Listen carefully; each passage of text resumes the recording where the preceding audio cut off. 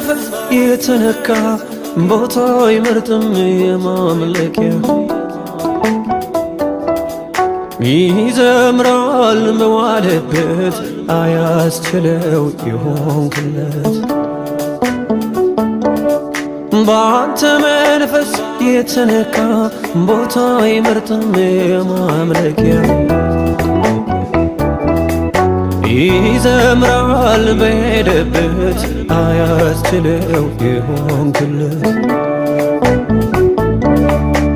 በመንፈስ ዝናብ የረሰረሰ ሰው ዛሬም አንተን